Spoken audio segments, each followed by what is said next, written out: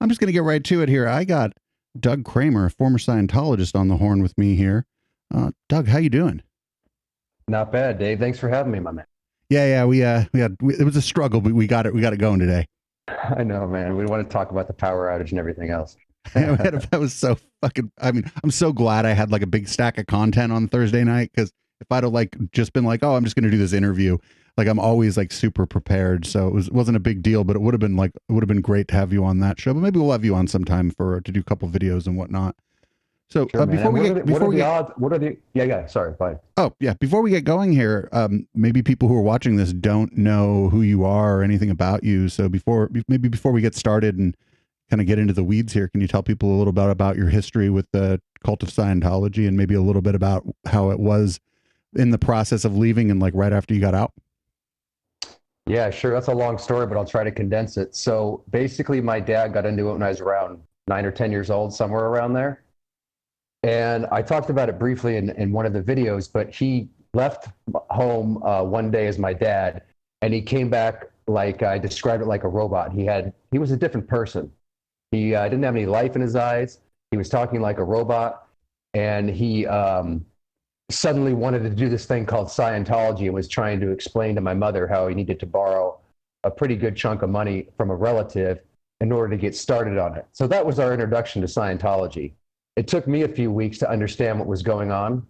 My dad apparently was learning certain Scientology drills. I don't know if your listeners will be familiar with it, but one of the first drills that you learn, the communication drills.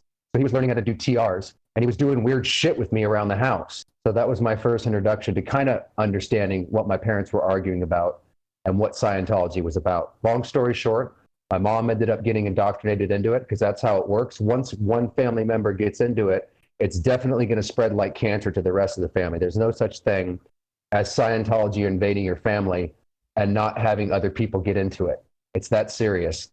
So anyways, my mom got into it. And then after a series of indoctrination since I was a kid, which started out just helping out my dad on the e-meter, he'd give me some quarters to go play video games if I'd sit down there and do his auditor training with him as a kid. And then it went from that, knowing it was complete bullshit and weird for 10 years, to right out of high school, during a vulnerable time in my life when a lot of cult members get captured. You don't know what you're doing, who you are, what you want to do.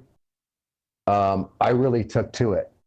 And there's a whole story behind that, but I want to keep it moving. So once I got into it in my early 20s, I shortly moved out to Hollywood after that. A few years later, I went to the Celebrity Center in AOLA. I was immersed in it. That was my community, my friendship. I did Scientology every day. And at the time, I thought it went hand in hand with acting. I ended up eventually getting some roles, becoming an actor. And I thought my life was perfect. I had absolutely no idea that there was anything wrong with Scientology. It's hard to get this across to people from the outside that see it as stupid. But when you're in it, you have to understand that when I came out of it, I'm still to this day, like, it's pretty shocking at how real that reality is once you're hypnotized and you believe in it. So long story short, a friend from my acting class when I was around 33 years old, this is in January 2008, I remember it. He had found out I was a Scientologist. He was in my acting class, and he dropped off a stack of books one day, and the very top one said Combating Cult Mind Control by Steve Hassan. I had it sit there for hours. I was going to write him up at the church, about the KRs. I was going to write a knowledge report on him. How dare him suggest I was in a fucking cult. I know I'm not in a cult. So it's just sitting there, man, for like hours on my desk. And I'm going, you know what? Fuck it. I'm going to read this stupid fucking thing and see what this dickhead, are we allowed to curse? I'm sorry. Oh yeah, Is that for okay? sure. Okay. Okay. I'd be mad if you didn't like at least drop a couple. Just checking, my man. I don't want you to get you in trouble. Anyways, I'm almost done here. So long story short, I sat looking at that book for hours, just pissed off at this guy. I mean, you have to understand, it's, you're not in a cult, so how dare this guy? So I finally picked it up just for the hell of it. And I would say within less than an hour, because there was Steve Hassan broke down this thing called the bite model. So it enabled me to see, you know what that is? Yeah, I forget what it stands for, but yeah, it's the basic, the very basic kind of overview of what a cult is and what it does and how it operates. Like you can Exactly. apply this over groups, and if the group applies, it's possible that what you're dealing with is a cult. It's not for sure. Exactly, not necessarily, but let me tell you, when it came to the bite model and then the rest that I read, Scientology was like, had red flags all over it. It might not be that way with other groups, right? It's not just that, you know what I mean? You have to use discernment. Anyways, really though, it was that bite model, which stands for behavior control, information control, thought control, and emotion control. That's what Scientology has drilled specifically to shut down your emotions, control your behavior. It's all about thought control, and it'll literally remove your emotions and make you into a sociopath. And I hate to admit it, but it did that to me. It was the biggest shock when I read that book, and I started to recover, was the emotional content that had been suppressed. My man, I don't even have words to describe it, because I spent 10 years crying and wanting to kill myself and going through complex post-traumatic, you fucking name it, dude. I suffered it for 10 years. It was like being on acid for 10 years and you can't turn it off. And the only way you can get through it is to not kill yourself and try to keep deprogramming every day. That's how bad it was. So, anyways, a happy ending. I don't feel like a Scientologist at all anymore. I'm sure that I'll be deprogramming in some form for the rest of my life, but I'm definitely a completely different person. Like when I look back 12 years ago, when I woke up and I look at who I am now, it shows me how fucked up that cult really is. And also, my man, I was listening to your podcast that we were supposed to be on the other day, and I was watching that lady that was talking about that study tech, and you were hilarious, man. I mean, you were just watching you take it apart. It just, as Scientology would say, re-stimulated me.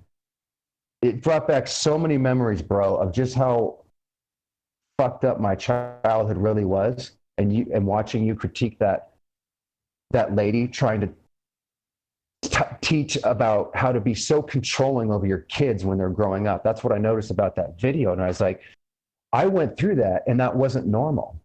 Like, it's such a trip, my man. Anyways, that's my story in a nutshell.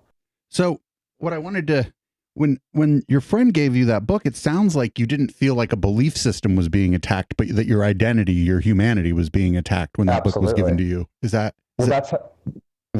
fair to say?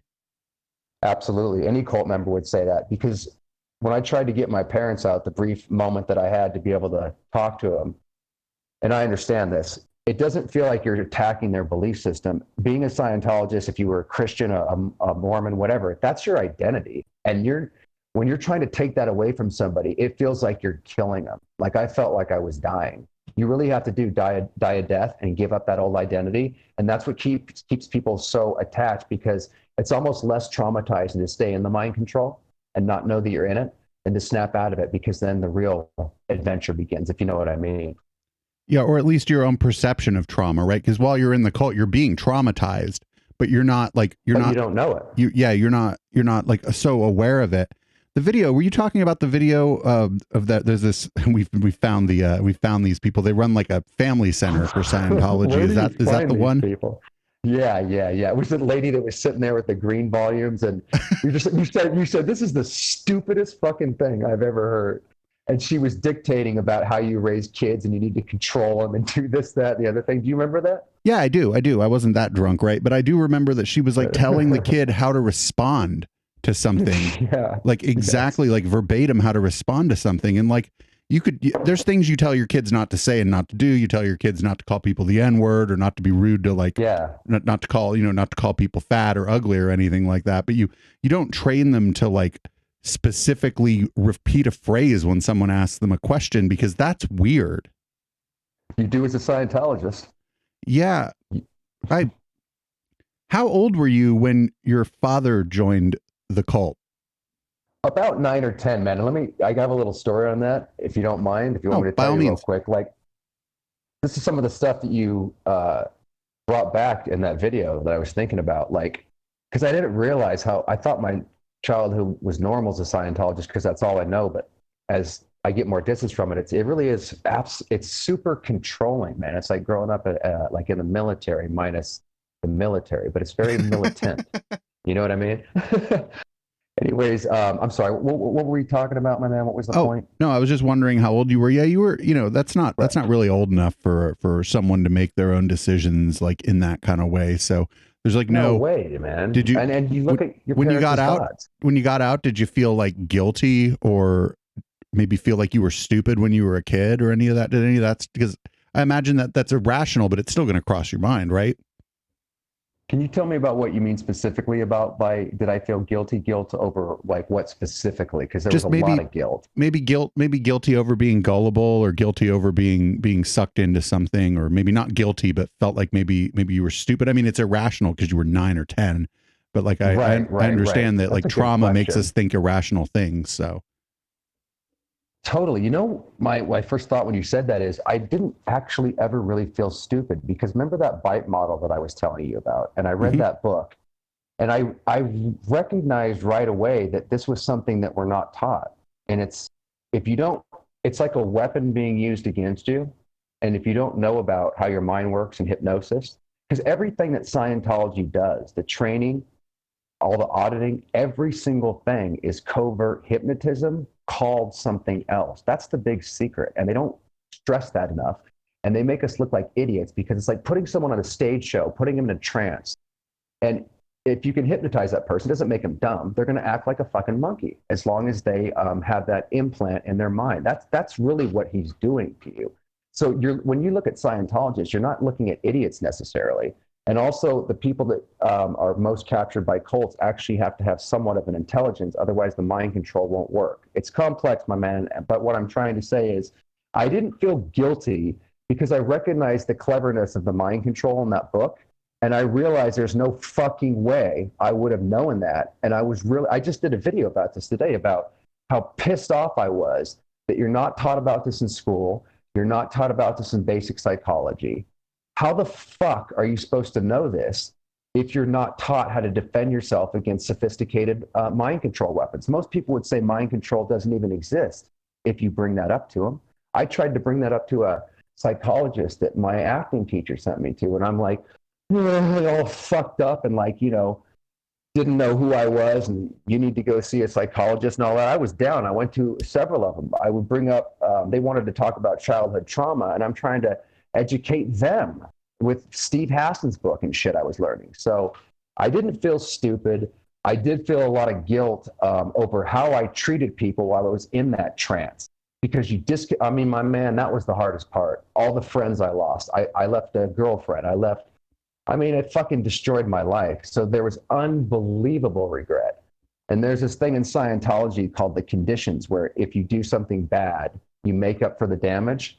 Well, it wasn't a Scientology training that made me want to make up for the damage at this point. I legit went around and started to inadvertently and automatically apologize to people, try to make up in friendships, for years, just feeling my guilt came from what I did and who I was and what an asshole I was and what a sociopath I was by being in that trance.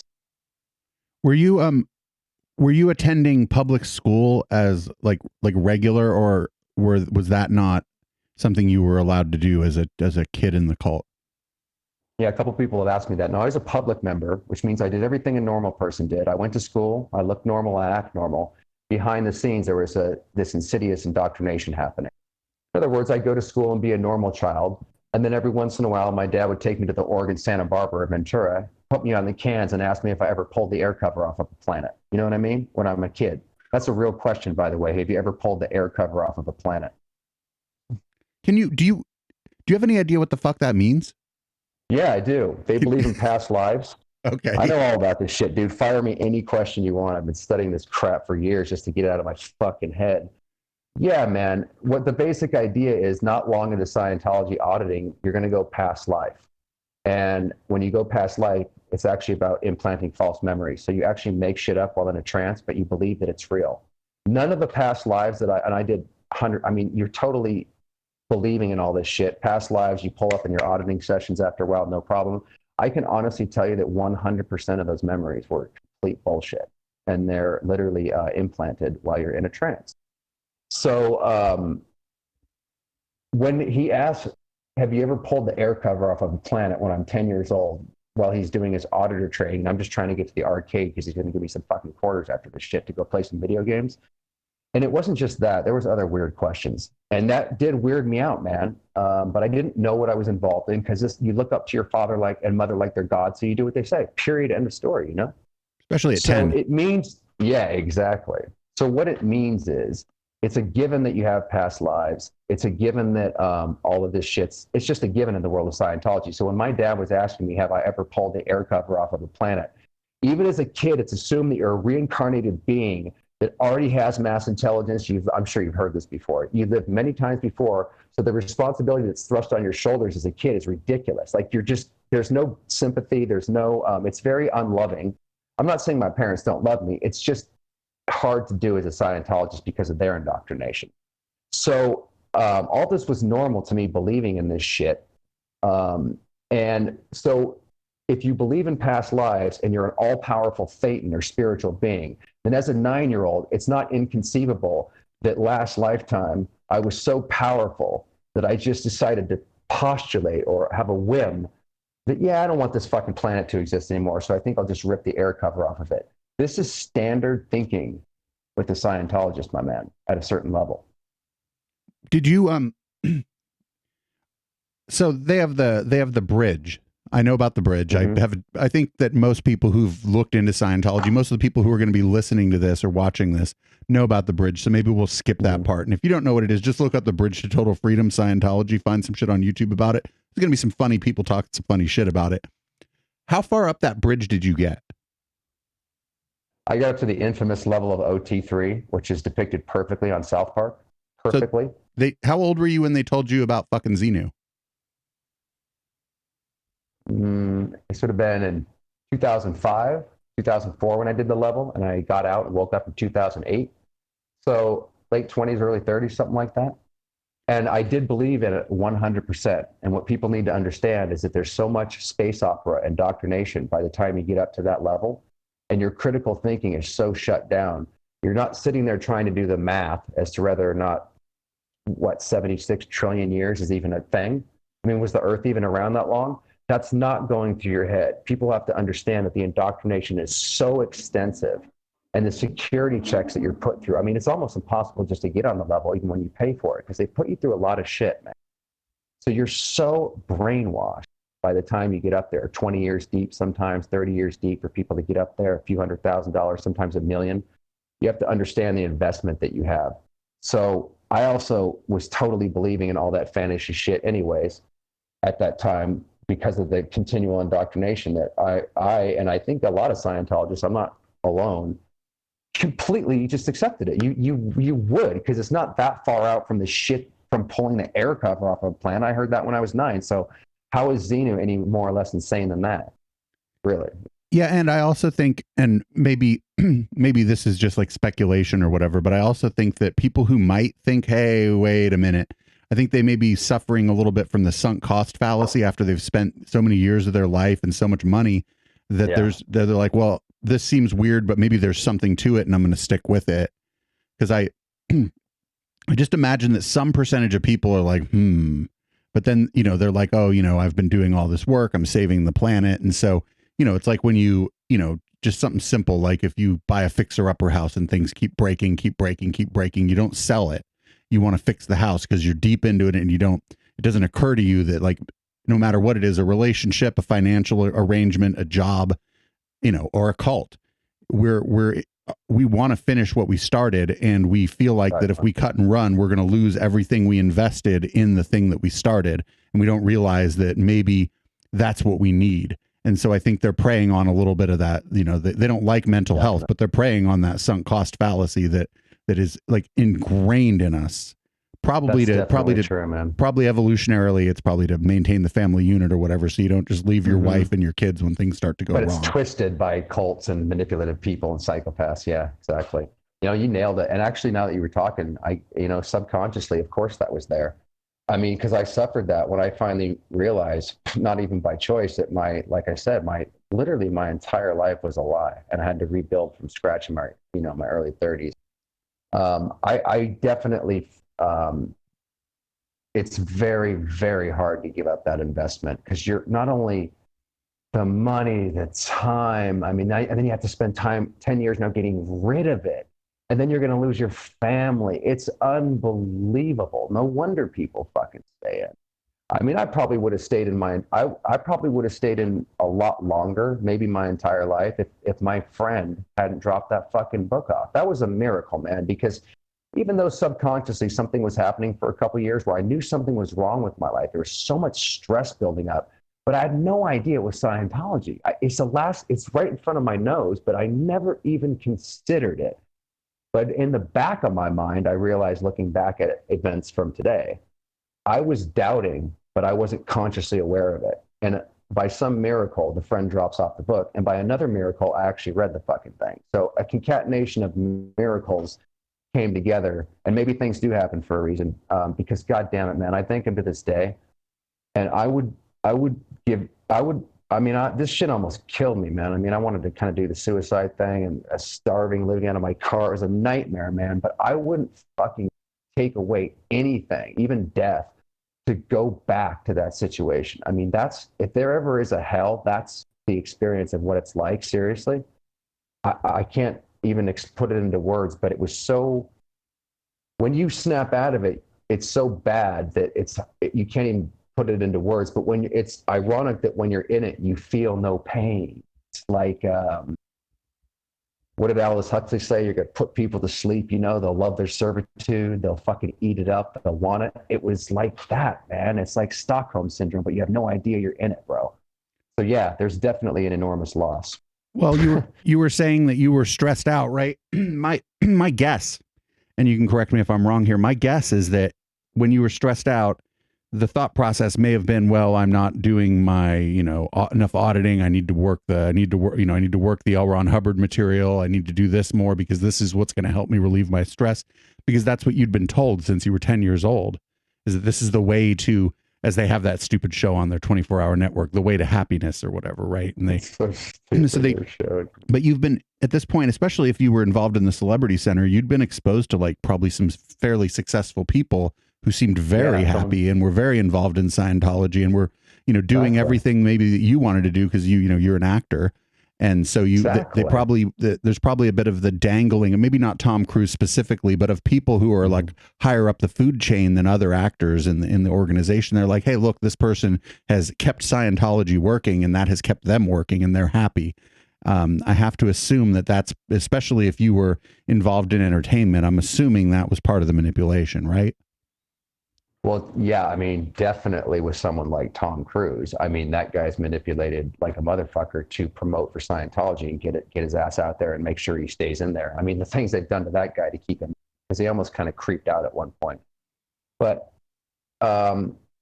it's a combination of things. I mean, they definitely subtly and not so subtly promise or suggest that if you get into Scientology to help you out with your acting career, your music career, whatever. It's obviously known out here in LA, especially with the Celebrity Center, Tom Cruise and John Travolta, Kirstie Alley, that chick Elizabeth Moss. I mean, isn't she in a show about cults and shit? And she's in a cult. I mean, talk about irony. It's like, I got to say, most of the people I don't think are necessarily, I mean, it depends on the person. I can't say percentage wise, but a lot of people are actually in there because they believe in it. They're not necessarily just trying to get ahead and all that. That could be the lure that gets a young actor or an artist that moves out here to LA in.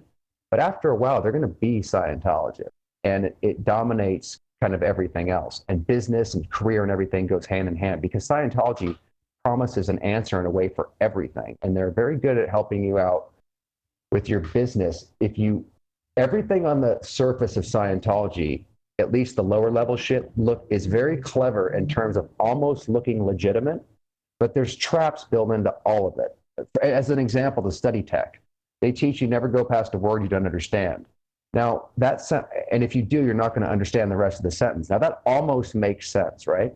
I mean, that doesn't sound harmful. It's just good advice.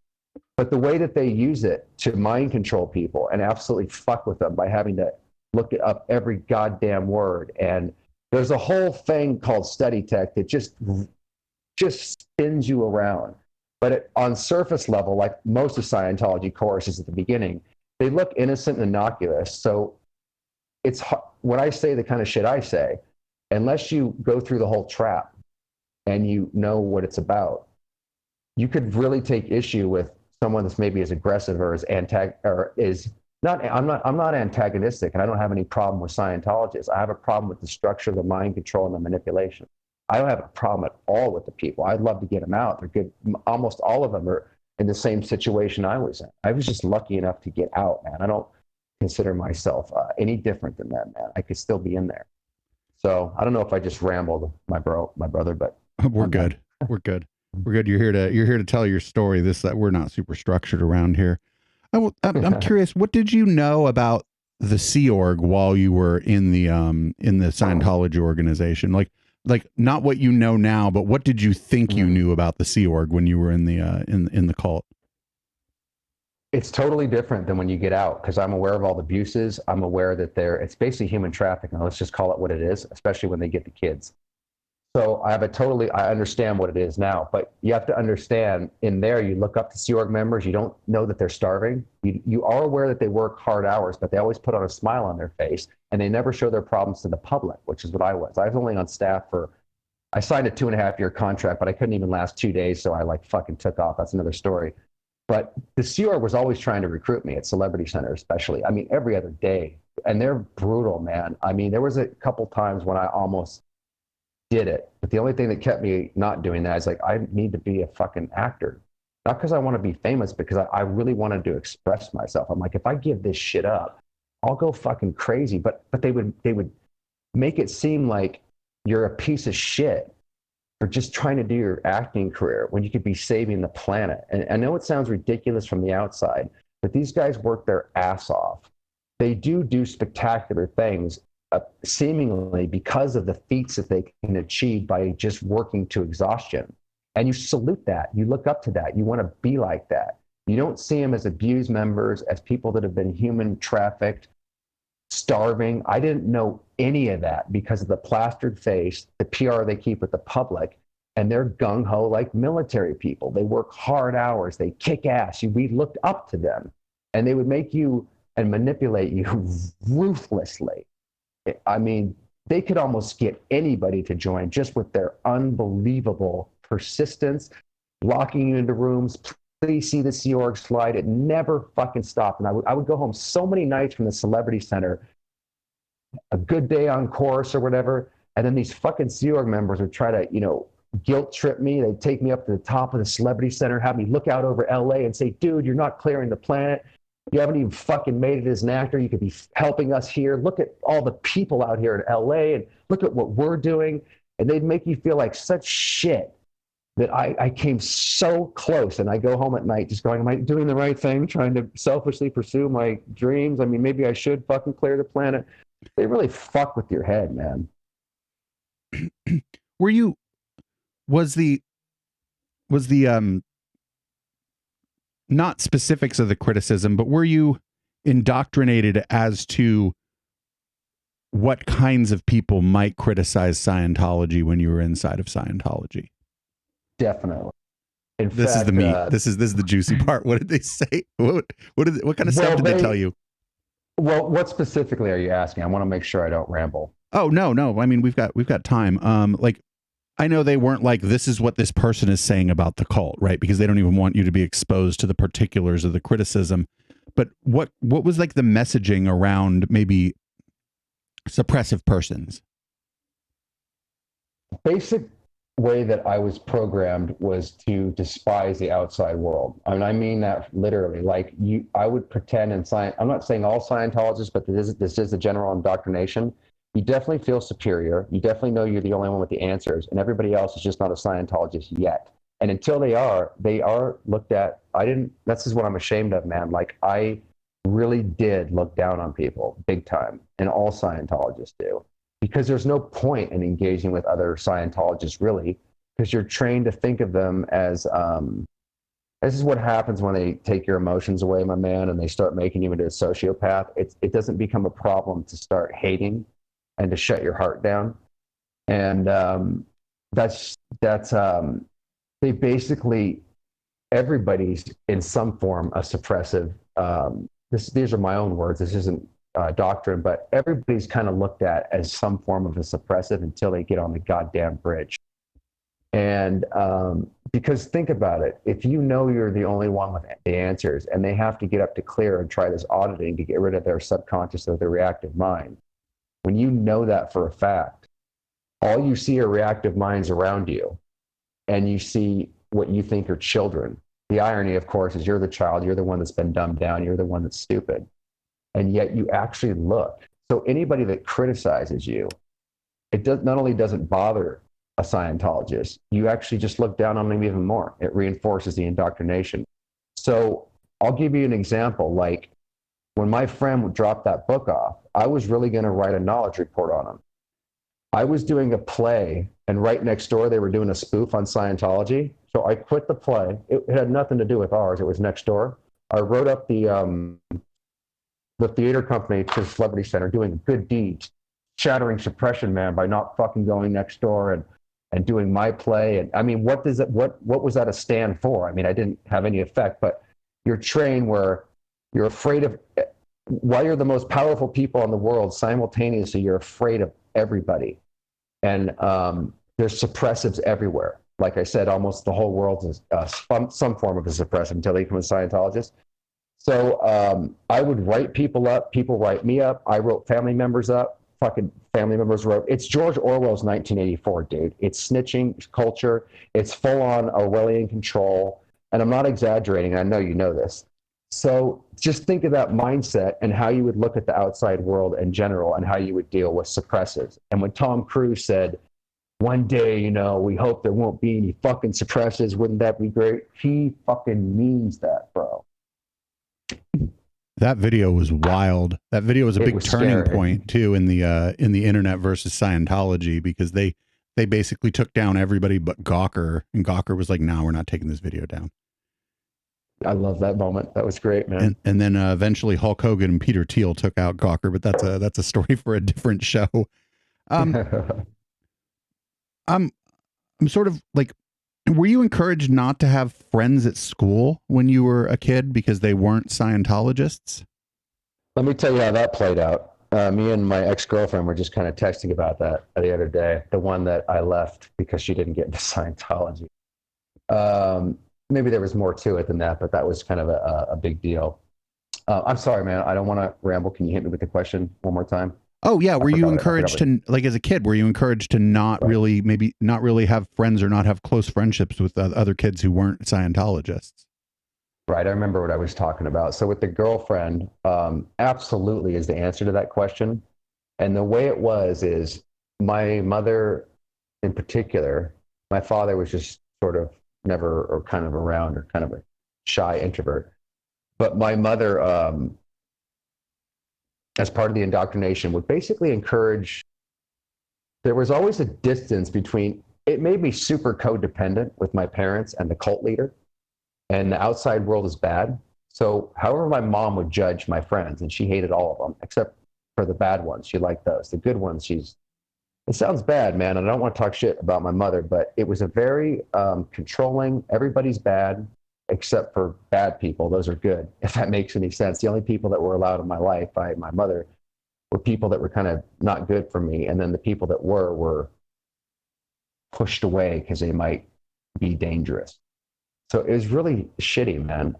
My parents weren't abusive physically. They're good people. They're totally normal. If you meet them, you might be able to tell they're a Scientologist, but in general, they're just normal people.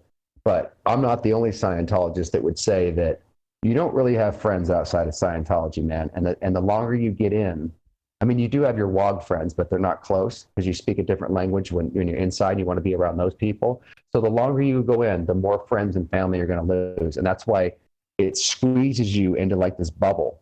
And by the time you get up to OT8, you'll have no family friend. You'll just be like Jason Begay said in the Going Clear, like, spun it in your head and you're like this dot in the back of your eye. It really just squeezes your reality and squeezes your life to such a point where you can't even date another Scientologist that's also OT8.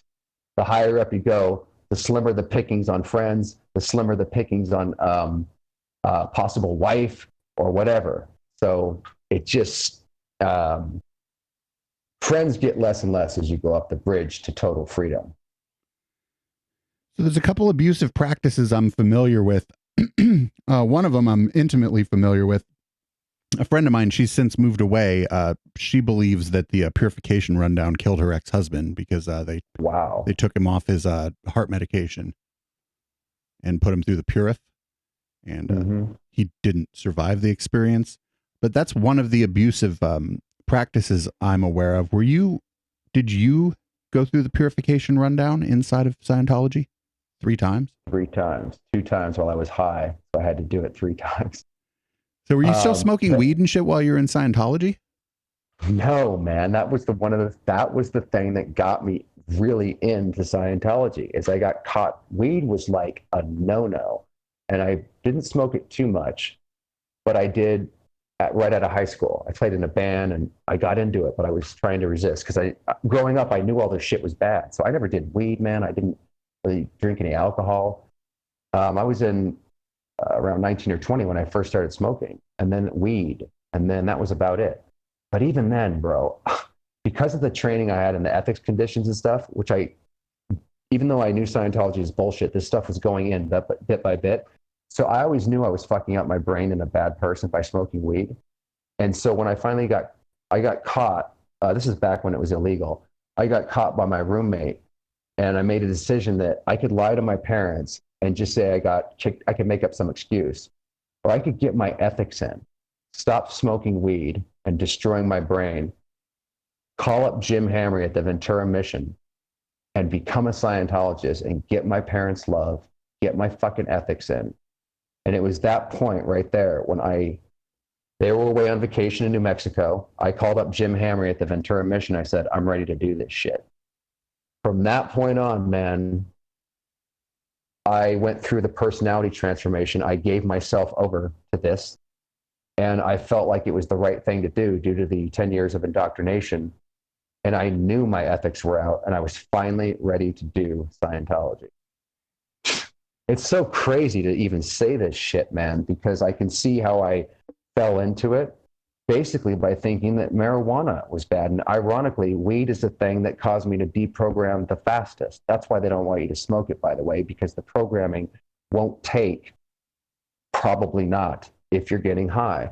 I did the Purif 3 times. The first 2 times, this is a complete no-no, by the way. This is crazy. I mean, heavy ethics conditions for this shit.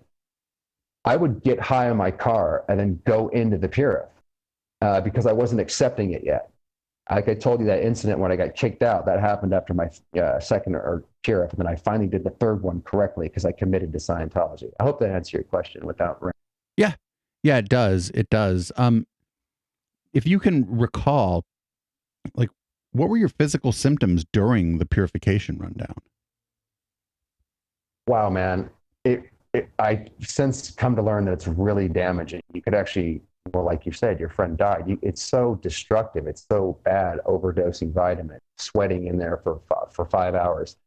It says that you're going to turn stuff on. Your skin's going to turn purple. You're going to, it says that if you had an acid trip, that's going to come out through your fucking skin, stuff like that. So bad shit's actually happening to you physically, but they have you reorient it to the fact that this is good. Stuff is flushing out of your tissues and your system. So that shit actually did happen. It's exhausting. It doesn't feel good. And actually, you know what it's designed to do, my man? And when you actually pass it, because sometimes you're on it for a month, sometimes you're on it for 3 months. It is actually part of the whole system that you're being set up for. It's not just damaging you physically, but it's getting you set up to, I mean, it's not torture, but it's the big thing that happened to me when I completed it was I was so mentally out of it. I remember driving home and being spaced out of my mind and thinking I was stoned. And I was like, if Scientology can make me feel high like I do now, and I'm not using drugs, I fucking found what I'm looking for. And that was the EP. That's when they end you off. And if you get deeper into how this con works, it's actually you pass that. I mean, not in Narconon, that's a different thing. But in Scientology, I mean, it's not different at all in terms of what they do. But if you become in Scientology church, it's just one of the steps. And we know they recruit from Narconon, of course, because it's Scientology. But what they do is it's designed to break you down so that you'll be easier to take the next step and more. It's a brainwashing thing. I felt spaced out of my mind, and they said, "You're done. You completed it." So I thought I was winning. Every time they traumatize you beyond a certain point in your mind, you actually go into a euphoric state, and they do that constantly. That's when they say you have a win in auditing. That's what Scientology is all about, is going beyond the natural capacity of the mind, and you start to kind of lose it a little bit, and you go into this incredible high.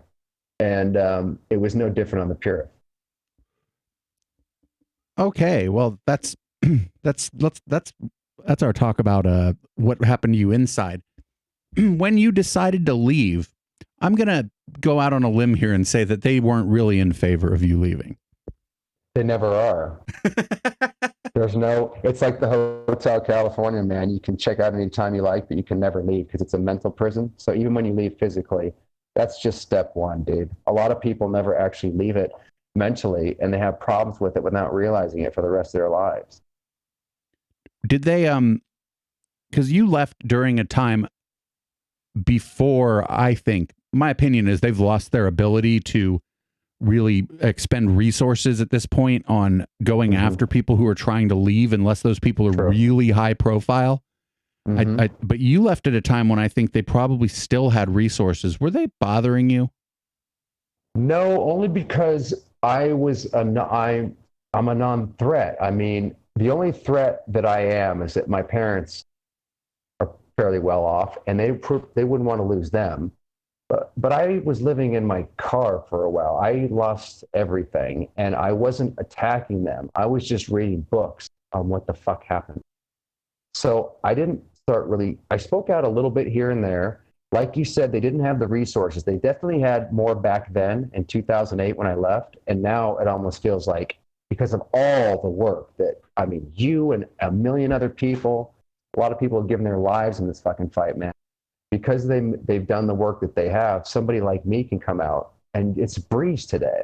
And I didn't get hit in 2008 when they still were hitting people, mostly because I'm low profile. I wasn't really saying too much, and I was just trying to figure out what was going on. So why would they be threatened by me? You know, I wasn't hiding. I wasn't quiet about, oh, I'm just going to pretend to be a Scientologist so I can keep my family.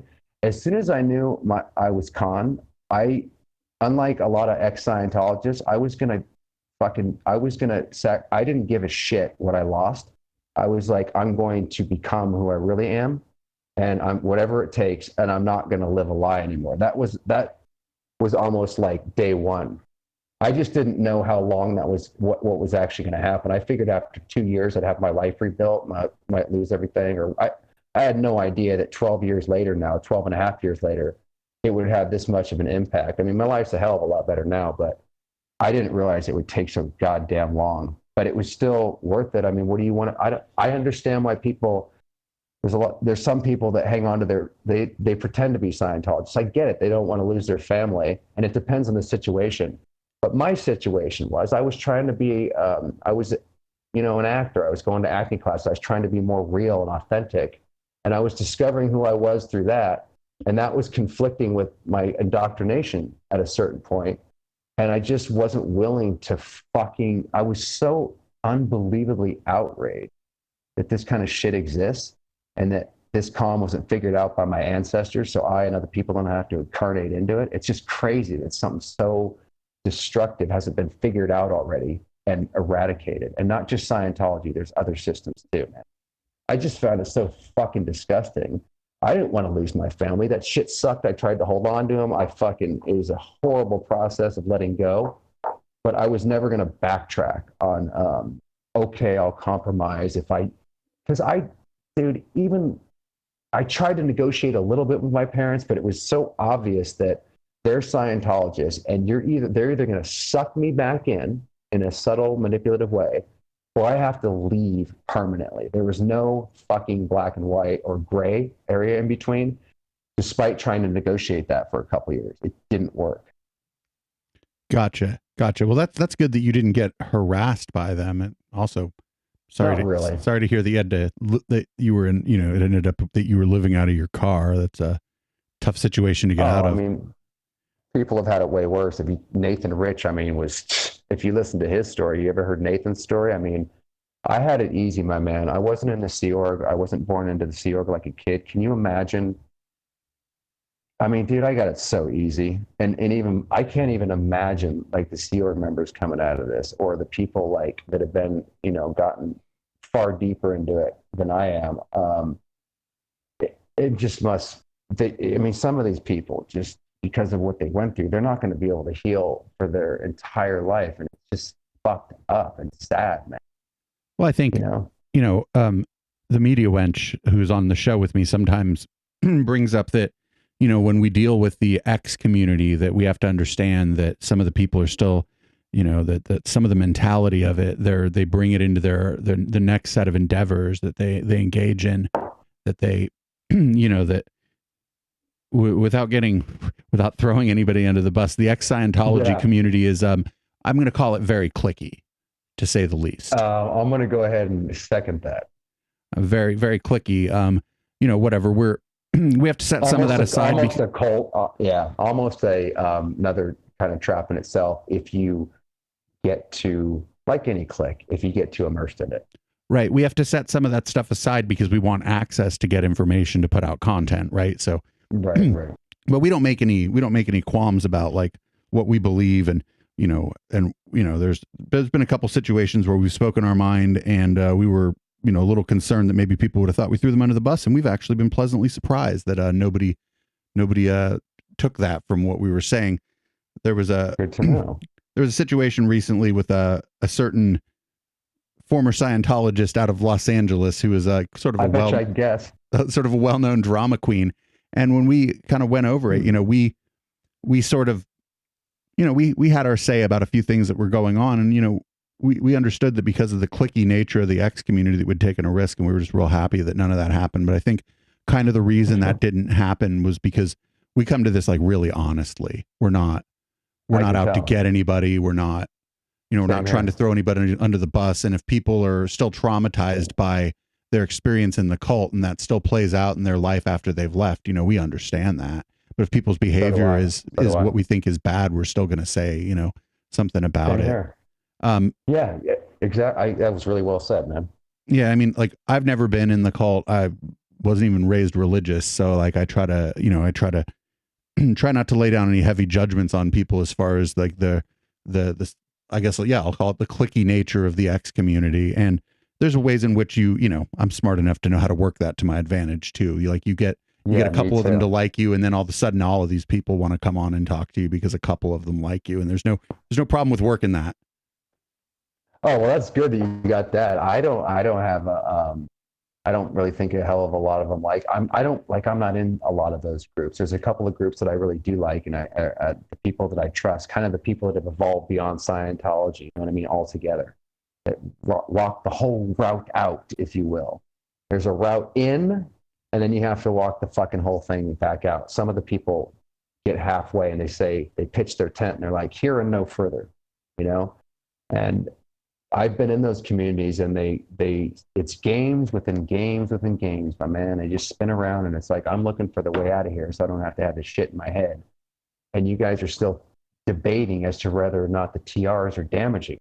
Of course they are. It's like, you know what I mean? You know what I mean? Yeah. And also, well, what I'm thinking is like that. It's not like there's nothing of value to be taken from any of it. That would be a dumb position to take, but it's just, you have to, not you, but anybody would have to be like, on the whole, is believing in some of this worth being stuck here, worth not making any progress? Because if you learn something in there and 10 or 20 years later, you realize that was a good thing to learn, you can still bring that with you. But I think as you're getting out, you kind of have to just be like, no, that's Scientology shit. Let's focus on something else right now.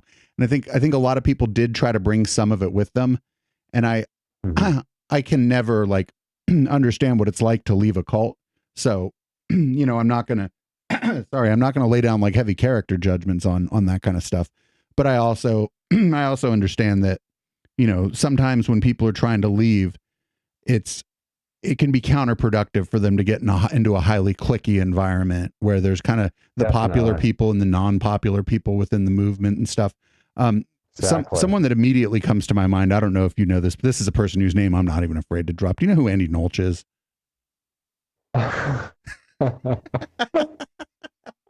Come on, man. I can't believe that you just threw that dude's name out there. I mean, I wasn't expecting that, bro. You caught me completely off guard. That's so funny. You can I mean, I don't know. I know exactly who you're talking about. I've watched all his videos. It's just hilarious that you picked the. I mean, that I don't want to talk shit about Andy. He seems like a nice guy, and he actually has a lot of knowledge that somewhat I agree with. But he's fucking like, come on, dude. Is this like a fucking? I mean, I don't want to insult him, but is he joking or is he serious? So that's funny because we thought it was all a gag, and we had him on a few times. And I don't know if you know about the situation where he drew that big old dick on that lady's memorial after she got murdered. I heard about something that sounds vaguely familiar. So real quick, there was a comedian. That sounds horrible. I'd say fellow comedian, but I think the woman was a comedian, and Andy Nolch isn't a comedian. Comedians are funny, right? Yeah, but, exactly. I mean, there's funny things about Andy Nolch, but it's not his comedy routines. But she had been. It was tragic. She was just walking home from a comedy gig, and she was murdered. And he went out onto a field, and I don't know if he used like the chalk they would use on a baseball field. He used something and drew just a big old dick on the field where her memorial was going to be the next day. I did hear about that.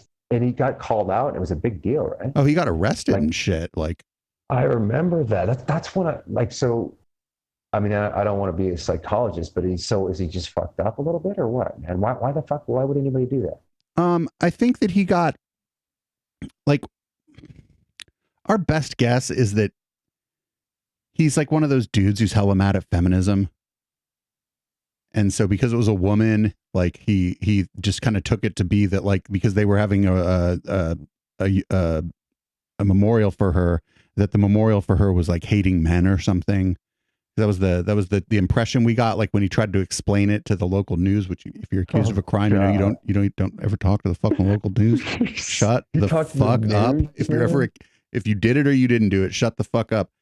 But oh my God, what we noticed about, we don't know like for sure how much time he spent in the cult, but we did notice that like once he left the cult and like kind of ran out of things to talk about with the cult, he started going down some kind of conspiracy theory rabbit holes. Yeah, I noticed that he twists conspiracy with Scientology and this, that, the other thing. He's fucking like, his videos are great to watch, man, because I just sit there, smoke a joint, and it's fucking hilarious. I don't mean to insult him. I'm just saying, like, I feel like he's fucking joking. I don't get his shtick, you know? I don't get the point of it. But I mean, he's a Scientologist, right? He's indoctrinated, so of course it's gonna look weird, right? Right. He like my opinion is that like he kind of substituted out like one cult for another, because we do a lot of conspiracy content on here, and in some ways conspiracy theory communities can resemble cults. They just have like smaller, they're like more decentralized with smaller leaders or whatever.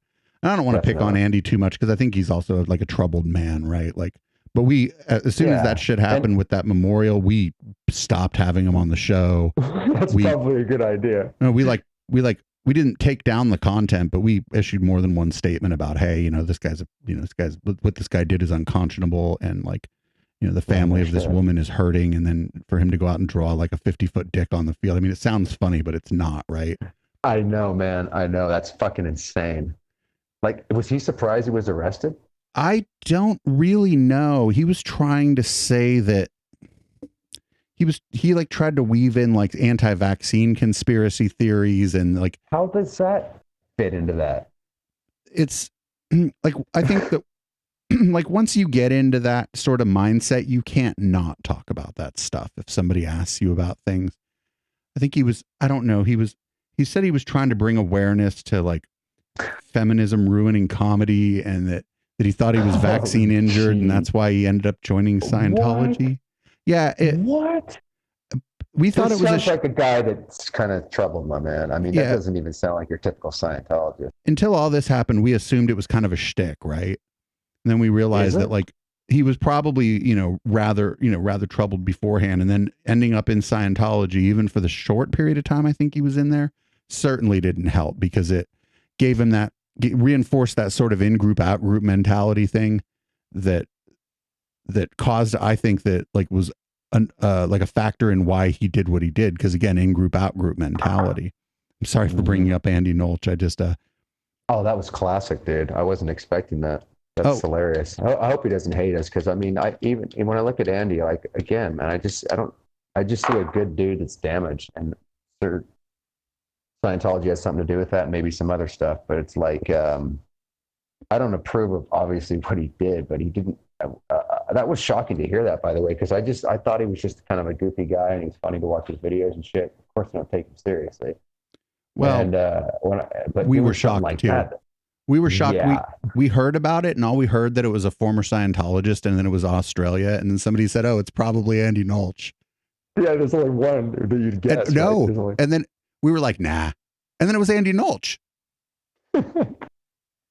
And no, we were surprised too, because we didn't think that that was going to be, you know. Well, first of all, you just don't predict anybody doing that particular thing, but like we didn't. We joked saying it was him, but then we found out it was him, and it was surprising. And it seems like, people when they leave, they go a couple ways. The way that you went is, I think, a rare way, because I do too. You eventually came to, like we noticed on your first video that we watched, that you're like, no, this stuff is fucking stupid. And not a lot of people say that. Not a lot of the exes will ever say so directly that this stuff is fucking stupid. I got a little of that from Leah Remini during her show. Mm-hmm. Sometimes she would say, this is crazy. Yeah. These beliefs are crazy, but not a lot of the exes do that. And what do you, I agree. Do you have any ideas maybe why not a lot of the exes will just say this stuff is crazy? Have you thought about it much? Well, I have. And maybe that's a great question, by the way, man, because I honestly don't know the answer. And I do agree. I don't think my situation's like super common, but I don't understand why the fuck not. Why can't you just all you have to do is look at Steve's book, and you should be able to figure out your cult used hypnosis. It got you in through manipulation. Your cult leader lied about everything. This is the same for any cult. So why wouldn't you have enough self-respect to let that go and be angry about that and feel all the misemotion and build up your life to be who you were meant to be if this bullshit didn't come into your life? I don't understand personally why more people don't do that. In fact, when I came out, I was really shocked and surprised that the X community was not really a hell of a whole lot X. It depends on the people you're talking about, because I'm not talking about everybody. But they do, in general, remain stuck at varying levels rather than going on day one, this is bullshit. I want to heal myself. I want to remove this shit from my brain, and I'm going to work hard at it. I'm going to train myself to use English words and stop thinking and talking like a Scientologist. That took a lot of work, by the way, to stop talking and thinking like a Scientologist. But why the fuck don't they do that? What the hell's wrong with them? Like, you should have enough self-respect to realize you've been conned, accept that, don't be a victim about it, and fucking get the fuck out of it. To me, like, when I'd watched videos and stuff, but before we started doing podcasting and streaming, I didn't really get involved with the X community because I maybe thought it wasn't my place. But I was like, hey, if I'm going to do any journalism around this, if I'm going to do proper trolling around this, I'm going to need to like get into these communities. And immediately, I didn't know what it was, but immediately when I was in, for example, SPs or Us, I could tell fucking immediately who was a former Scientologist and who was like journalists and who were like looky-loos in the group. I could tell immediately. And some of the people surprised me. Right? Like some of the X's I thought were like journalists. I don't remember any exact names, but then some of them did not surprise me. Some of the, and maybe some of the people who are more popular and like do a little bit of the gatekeeping, maybe some of that is like residual, like structural stuff that they brought with them from the cult. And I just, like I said, I have to try not to say too much here because I ignore that stuff for access, right? Because I have to have access. I can't just keep playing Scientology TV. I have to have access to some of the some of the access. But I do see, like, you know, Media Wench says it better than I do. She's like, hey, these people used to be in a cult. Do you expect them to all of a sudden not act like they're in a cult? That's true too, man. It's both at the same time, man. I can understand why they don't be a little more aggressive in regaining their self-respect and letting it go. And at the same time, I completely understand it. That's why it's so weird, man. It's like you're both a victim and a perpetrator when you're in the cult. So you have to wrestle with that when you get out. And then you also recognize, and it gives you, at least it has me, a lot more compassion, because I was that person. So I'm not better than it's a dichotomy of holding them responsible and then also having enough compassion and sympathy because you deeply understand the situation. And I wrestle with that all the time, man. But I definitely am I'm not misemotional about this experience anymore. I mean, I have a lot of pain and a lot of stuff to get off with these videos. They're just absolutely amazing. I can't believe how much this has helped me. I didn't realize how much is sitting there. But I do recognize that Scientology victimizes people, but I don't feel like a victim anymore. You know what I mean? I dealt with that shit, and I'm, you know, most of it is gone. So I finally reached that point where I'm not walking around angry all the time. I'm actually happy, which feels weird. And I completely understand. And yet at the same time, like you said, you call out people. You don't just let them get away with stuff if you feel it's not okay and you need to call it out. Or you're not going to lie to yourself and pretend, oh yeah, I really like that person. And they're all, you know, you say what is, but also not with hate in your heart and with some understanding. And also that's a good way.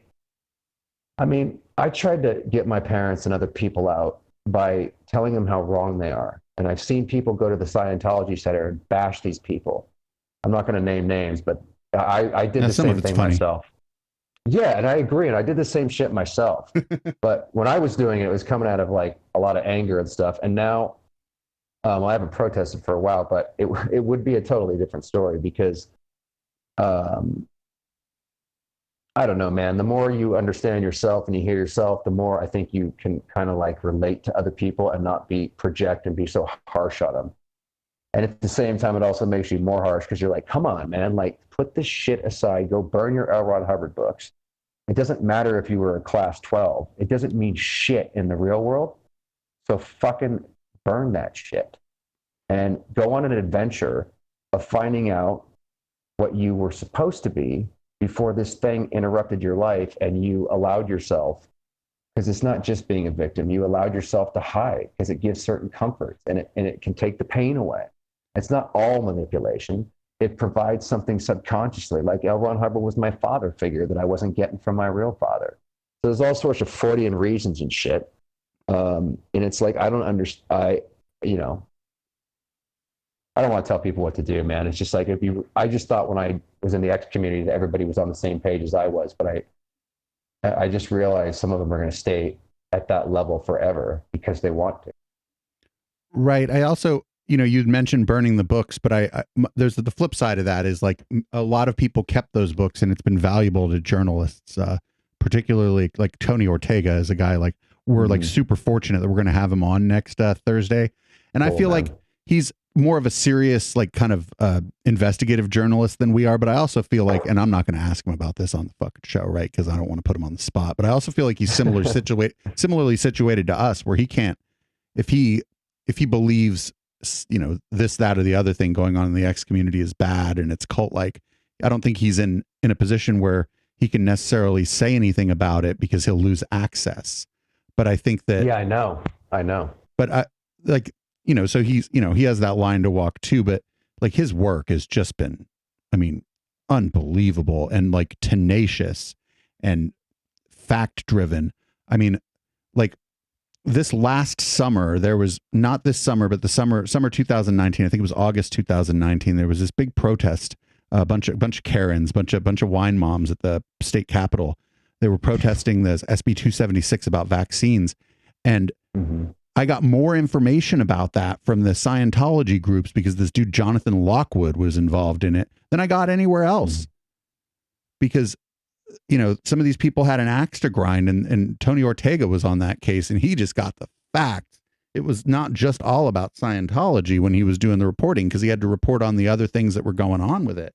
And it was like, without that angle, I wouldn't have, even going up until the event, I wasn't checking their event page for information. I was in like the anti-Scientology communities trying to find that out, because that Tony Ortega guy is like such a tenacious reporter, and some of them people in there are fucking angry and just want to get information and got information. And it's like, it's not surprising to me, I guess. Maybe we'll end here. Maybe you haven't thought about this much, but because of the other stuff we cover, it's not surprising to me that as Scientology has a harder time recruiting normies, that you see them sort of trying to reach their tentacles into conspiracy theory communities to try to get people who are already distrustful of like medical science and whatnot to get in on there. That's what got me in. Just to end off that, I always felt there was something more to life. It captures a lot of seekers, man. It captures people that don't quite buy into the 9 to 5. I came out of the womb going, fuck this, man. I want to be an artist. I don't want to do that. I knew right away. So I still believe there's, but if that's what Scientology captures the most, is people that want a little bit more.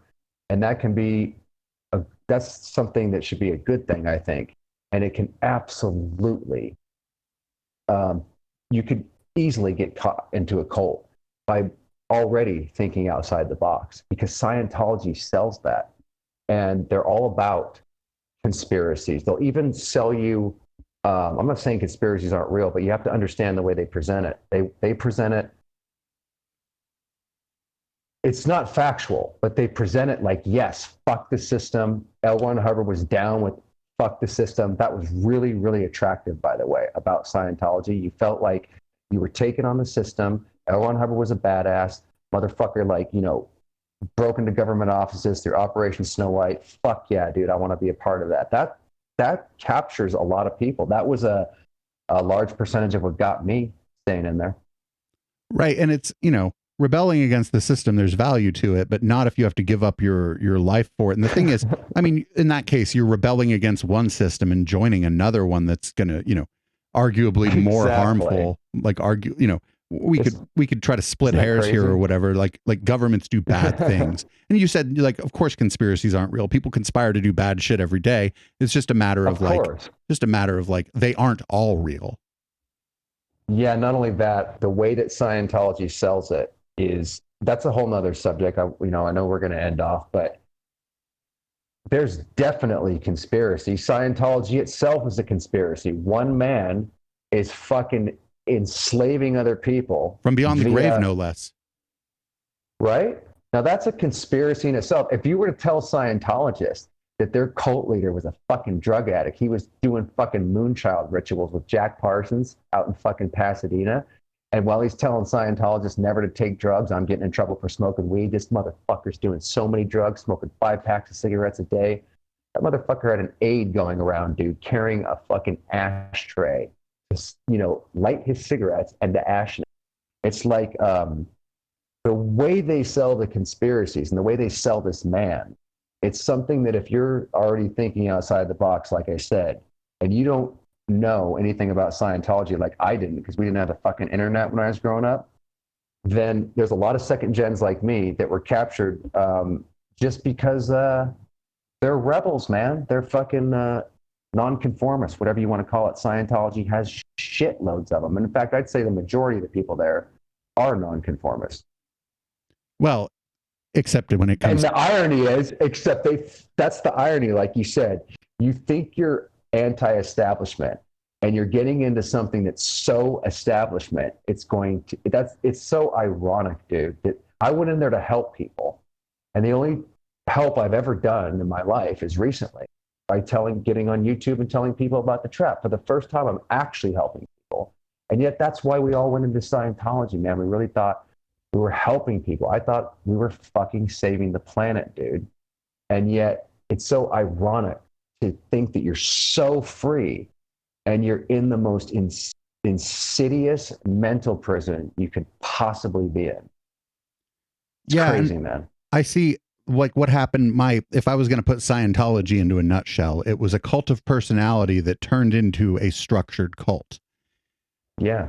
And I, in the age of the internet, I just see echoes of that all over the place. And it may be my bias. It may be my bias from my experience with Scientology. But I'm fine with that if that's my bias, right? If I'm a little hypersensitive to that because of my experience with Scientology and them, you know, having basically stolen a good friend from me and my friend group. If I'm hypersensitive to that, that's fine. You know what I'm saying?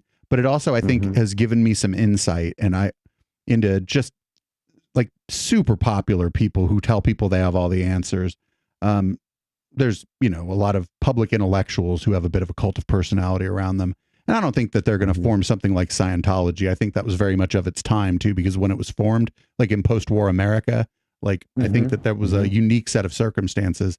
But I also see a lot of just kind of red flags in other communities, be they conspiracy communities or communities around public intellectuals that everybody thinks has all the answers. And I think having studied Scientology and having talked to some of the former Scientologists, you know, ranging all the way from Andy Nolch to Mark Bunker. Those are the two, like, in the anti-Scientology range. That's the range, man. You got the badass and you got the fucking, I don't even know what to call Andy, man. But that, you know what, it doesn't matter though. As you know, being an I find it fascinating, people like you that, you know, I'm sorry about your friend, by the way, man. I see that that's probably what drove you into this, but it's so fascinating to see people like you that haven't lived it, that you're actually removed from it. So you make a lot more sense than the people that have lived it, some of them. You know what I mean? Because you can see what it is. I find it fascinating that people that didn't grow up in it find it fascinating and do a show on it. Your show's fantastic, man. And I mean, you say more shit. I think I learned more from watching your shit than some of the ex-Scientologist stuff. So it's like, what, can I ask you a question if you don't mind? Yeah, by all means. Maybe the car goes both ways. Let's go. I just really wanted to know what drives you and people like you to give up so much of your time to fight for a good cause when it's not even something you'd ever have to do or bother with. There's two answers. I'll give the good one first. The good one is that, you know, if I can, it doesn't have to be Scientology, but if I can, through humor and trolling, because I just think trolling is like a form of debate or whatever, where you try to like tie somebody's argument up and make fun of it. If I can stop somebody from joining, you know, I'm not going to stop somebody from joining Scientology, but if I could, like, for example, I think fans of Jordan Peterson act like a cult sometimes. And if I can stop somebody from getting involved in that by making fun of that guy, I think I've done a very good thing. And the other answer is that my ego demands that I am known. But how does Scientology feed your ego? Like, surely there's other endeavors that would get you more publicity or you could be more interested in. You have to be, why Scientology specific? Oh, it's personal. Other avenues. It's personal. Yeah, exactly. It's personal. As your friend, right? It's personal because of that. And, well, there's two people that I've known, you know, one just disappeared. The other one, I think they killed the guy. And Jesus, really? Yeah, I think they we'll talk about that privately. No, that was the guy who they got him to stop taking his heart medication and put him through the Purif, and he had a heart attack. I mean, they do a lot of that, man. A lot of people died and malpractice and suicide themselves. There's so many dead bodies, dude, in that fucking cult.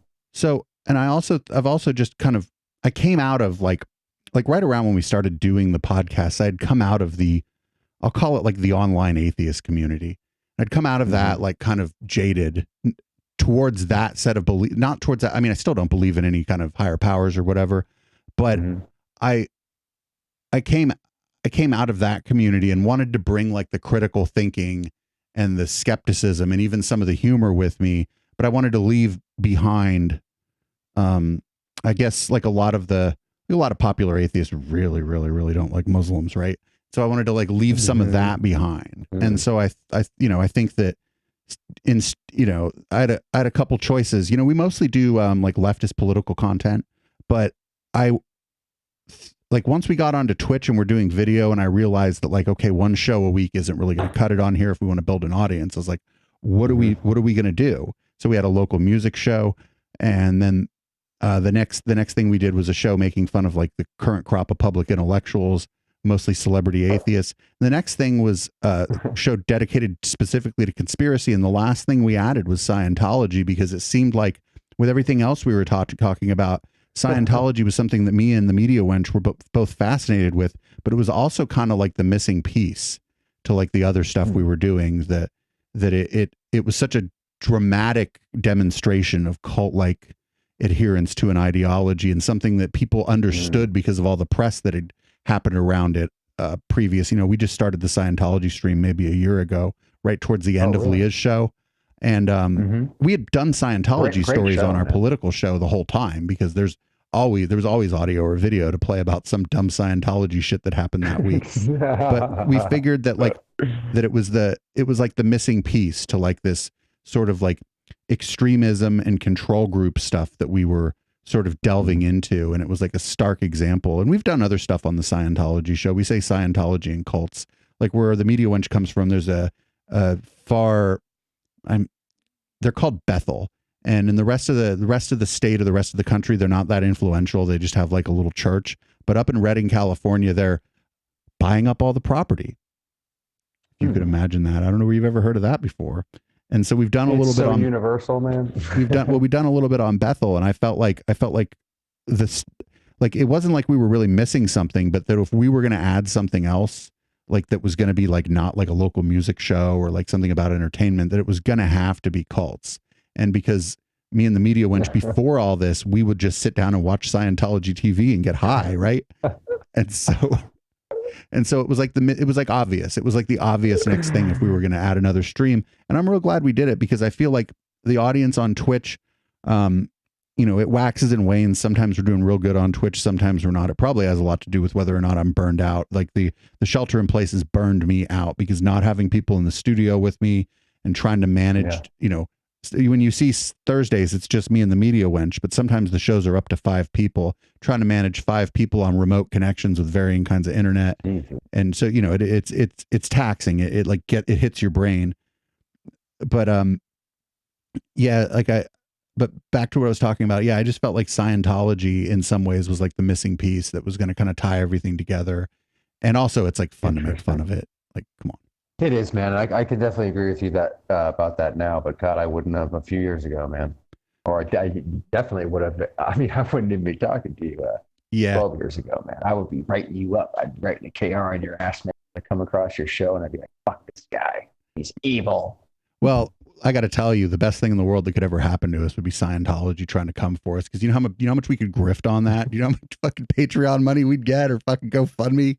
Help, Scientology's coming for me. They don't even realize that. Everything they don't realize that the community in general like hates them, and so anything they do to attack, it's just going to cause that many more people and that much more popularity for those that they attack. Like you said, though, they don't. Yeah, exactly. But like you said, they don't. What I mean, they still have teeth, but they don't have. They only have property now. Yeah, I don't know what their fucking end game is, man. Any idea? With the property and the miscavige? Oh well, the property is easy. I mean, they're just trying to make money for the people at the top. It's not. I don't think it. Yeah, well, no shit. And also to make, I think as a church, they have to prove that they're spending or whatever, and not putting it in coffers. It's all a scheme, man. And amazing though that, you know, when I was in the bubble, they only have like 20,000 to 25,000 actual members, including Sea Org, Public, all of them. That's the actual numbers. When I was in, they convinced us that we had 13, 14, 15 million people, and they're still telling them that. And within the Truman Show, you actually believe that, man. Even though all the orgs are empty, you'll never go around and see them all. So whatever they tell you, and I believe there was millions and millions of Scientologists, and come to find out there's less than 30,000 when I got out. That was a fucking enormous shock, because I couldn't wrap my head around it, because it was so obvious that we had millions of members. And to find out, you know, dude, think about how much damage this little organization has caused with fucking 30,000 members. I mean, it's the amount of lives that this virus has infected, and the amount of damage that it's done. Someday that cult needs to be brought to justice, so that there can be people that can fucking breathe finally with all that destruction. I mean, it's impossible to even talk about or put into words like how much suffering has come from such a small group and from one guy, man, fucking L. Ron Hubbard. Yeah, like what I tell people sometimes when they come on, or what, like when they're in the chat and they're like, "What the fuck's going on here?" They're like, "It's just jokes." I'm like, "Well, it is jokes." I'm like, "But we believe what we're saying. We care about the things that we're talking about around here. We're just not educators. We're clowns." And yeah, but that can be a form of educating too. Yeah, of course. That's and I think that insulates us from a lot of the problems, or a lot of the drama that happens inside the ex-Scientology community. Smart move. Because, well, nobody, I mean, if people in the ex-Scientology community got mad at us, that would just be fucking their problem, because they're, we're not part of like Ashley, who the media wench who comes on the show, she lives 10 minutes from me. All the people involved in this all live in San Jose or the San Jose area. And so it's like, we're just a different scenario. Whereas the ex-Scientology community, or even Scientology itself, is so spread out without that many people having, real like relationships with one another, that it just kind of insulates us from any of the potential problems that we might have, if we're criticizing or whatever. Plus we criticize behavior in the X community. We don't criticize people's character. If we're going to criticize someone's character, they better be rich and powerful, right? Otherwise, like, what do you do? You're just shitting on somebody that's like probably hurting. Exactly. I agree, man. Totally about that. That's a good point. So hey Doug, before we get out of here, what's the name of your channel, and like what's your upcoming video about? The one, I'm sure if it's not out yet, what's the next one about? I was just finishing it up right before this, man. I've been going at it for like 40 hours on this fucking thing. How do I explain it? Well, basically, first of all, Dazed But Not Confused is the channel. I put out 4 videos in the last month, and the structure is going to be, I'm going to talk about my story on the various parts, and then there's going to be in between parts, which is what one of these the next video is, where I talk about something about the technology or something that of Scientology related. So this one actually was brought up based on the last video where I talked about my dad getting into it by finding his ruin. So it has to do with jumping off from that and then actually going into a little bit of the, well, you got to see it, man. You got to see it. Oh, we'll watch it on Thursday. Like this one, man. All right, cool. I mean, yeah, it's interesting. I like it. Well, hey, thanks. I put a real quick. I put a little movie together featuring Ronald DeWolf, who was L. Ron Hubbard's son. He's on the 26th. No, you're Jamie DeWolf. Yeah, that guy's. Ron DeWolf. Oh, no, that's different. Okay, we've watched some Ron DeWolf videos. I got these clips. Yeah, that guy was deep into what's going on. So I put some clips together to kind of show the audience what we're going to be covering in the depth of this con, rather than just, you have to see it, man. But I was just going to tell the story and take Scientology apart, starting from the bottom. But you actually got to start from the core and go backwards. So that's kind of what that video is about. And I really appreciate you having me on, Dave. I absolutely love your Oh, I really appreciate you. I really appreciate you kind of taking to us, because like it's people pretty hot and cold on us because of the way that we do our content. So that's real good. And I also really appreciate. I was super happy. Like I was super stoked when the media went was like, "Hey, you did a video about us," and I'm like, "Uh-oh!" And then I watched the video. I'm like, "Yes." Because usually if somebody does a video about us, I didn't make you look bad, man. I fucking loved what you guys said, and you really helped me out and did a service. And you guys are absolutely hilarious. I was sitting over, I was belly laughing listening to what you were saying. So, I thought you were like, here's usually when somebody does a video about us, it's stuff like this. This person is like, Dave, he needs anger management. Last time he came on, oh my goodness, he was furious. Like, yeah, they don't usually, if somebody does a video. What is that? That's a guy named Austin Bennett. Yeah. That's a guy named Austin Bennett. Just look up on our YouTube channel, Austin Bennett, and you'll find our saga with him. He don't like us. Okay. I saw a gal, which kind of inspired me to do videos, named Molly McMullen. And she, the way I got the idea to do yours is she had done a video on you, because you guys featured one of her videos and she filmed it. And she just started doing videos recently, because I remember seeing her do other Scientology videos. Anyway, she inspired me. I remember that she recorded you, and it was a really good review. It was positive. So what the hell would people have to say about it? Are you talking shit about like Scientologists, or like who would be giving you shit for what you're saying? There's a woman named Madison Star Moon who believes in chemtrails. See that painting behind me? That's a painting of her as a clown. And she would say this about me. Gay Dave is a fucking freak. He's a cuckoo whore, and I despise him. Oh, we are antagonistic. Is that a real quote, or if that's her? Yeah, I mean, that's from one of her videos. She's pissed. Remind me not to meet her. Who are you? Jesus Christ, man. Yeah, we're way at the bottom of the rabbit hole. Well, hey man, thanks so much for doing this. I'm glad we were able to work out the technical challenges, and I'm kind of glad we did this separate from my Thursday show because we were able to maybe dedicate a little more time to it. I'm going to put this up on YouTube, and I'll probably edit some of this together for like a shorter thing and run some of it on the upfront hour of our main show on Sunday so that I have less work to do. But plus, I also think like the bigger audience that shows up for our show on Sunday would really enjoy some of the clips from this interview. So thanks so much for taking the time. This has been it's been Doug Kramer. He runs Dazed But Not Confused on YouTube. Everybody head on over there and subscribe to his YouTube channel. And thanks so much, Doug. I appreciate your time today. Thank you very much, Dave. I really appreciate it, man. Have a good night.